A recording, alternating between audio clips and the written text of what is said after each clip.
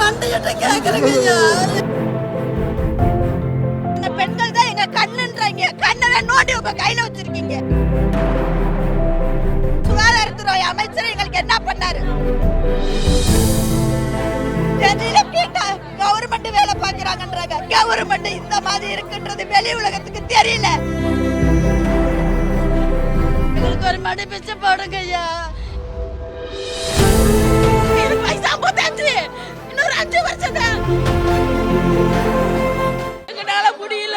நாங்கள் 13 வருஷம் ஆயிடுது. வேலை வாய்ப்பு அலுவலகத்துல பதிச்சு உங்களை நிரந்தரப்படுத்துற சொல்லிதான் பண்ணாங்க. இன்ன வரைக்கும் பண்ணல. இன்ன வரைக்கும் நூலாயிட்டு எனக்கு வயசு 55. இன்னொரு 5 வருஷம் தான். 5 வருஷம் வேலை பத்தி எனக்கு என்ன புண்ணியம்? ஆஸ்பத்திரி எல்லா வேலை தான் பாக்குறோம். அதை பத்தி எங்களுக்கு கவலை இல்ல. வேலைக்காக வந்திருக்கோம். அதை பத்தி நாங்க கேட்கல. எங்களுக்கு நிரந்தர பணி அது ஒண்ணு மட்டும் தான். இந்த 5 வருஷம் நாள் என் குடும்பத்தை பாத்துக்கிறீங்கய்யா. இந்த 5 வருஷம் நான் செத்து போயினா எனக்கு ஒண்ணும் இல்ல. அதுக்கு ஒரு வேலைக்கு போயிருந்தா கூட நிம்மதியா போயிருந்திருப்பேன். இந்த வேலைக்கு வந்து எந்த ஒரு பெனிஃபிட்டுமே இல்ல. எந்த ஒரு பெனிஃபிட்டுமே இல்ல. எந்த ஒரு இதுவே இல்ல. 55 வயசு ஆகுது. எனக்கு என்ன வேலை வந்து பின்னாடி இருக்க மக்களுக்கு நான் பயன்படுத்தும். எங்க டிஎம்கே ஆட்சியில பணி நிரந்தரம் பண்ண மாட்டோம்னு சொல்றாங்களே, அது எந்த விதத்துல சார்? நாங்க என்ன ஓட்டு போடாம இருந்தோமா? 10 ஆண்டுல நான் பணி நிரந்தரம் செஞ்சேன்னு சொன்னீங்களே, எத்தனை வருஷம் ஆச்சு? உங்க ஆட்சியா முடிய போது இன்ன வரையில எங்களை என்னன்னு கூட திரும்பி பார்க்க மாட்டேங்கிறீங்க. 10 நாளா நாங்களும் போராடுறோம். ஒரு அமைச்சர் வந்து எங்களை பார்த்திருப்பாங்களா? யாராவது வந்து எங்களை பார்த்திருப்பாங்களா? பொம்பளைகளுக்கு உதவி செய்யறோம். நாங்க பெண்கள் தான் எங்க கண்ணுன்றாங்க. கண்ணை நோண்டி உங்க கையில வச்சிருக்கீங்க. நாங்கள்ல உங்க பெண்ணால தெரியல. நாங்கள அவ்வளோ கஷ்டப்படுறோம். திண்டுக்கல்ல இருந்து வந்து இங்க வந்து நாங்க இவ்வளோ சீரழிறோம். பெண்களை நாங்க அவ்வளோ பணி பாதுகாப்போட வச்சிருக்கோம். எங்களுக்கு என்ன பாதுகாப்பு? கொரோனா காலத்திலயுமே நாங்க இருந்தோம். எங்களுக்கு என்ன பணி பாதுகாப்பு இருந்துச்சு? கண்டிப்பா எங்களுக்கு எதுவுமே நீங்க செய்யல. பெண்கள் எல்லாம் நீங்க கண்ணை பாதுகாக்கல.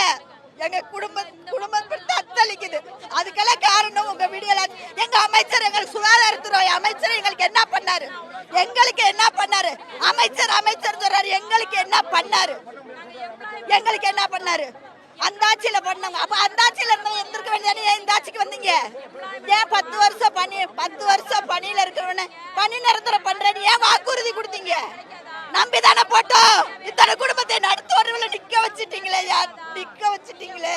எங்களை இப்படி கஷ்டப்படுத்திட்டீங்களே. வெளியில கேட்டா கவர்மெண்ட் வேலை பாக்குறாங்கன்றாங்க. கவர்மெண்ட் இந்த மாதிரி இருக்குன்றது வெளி உலகத்துக்கு தெரியல.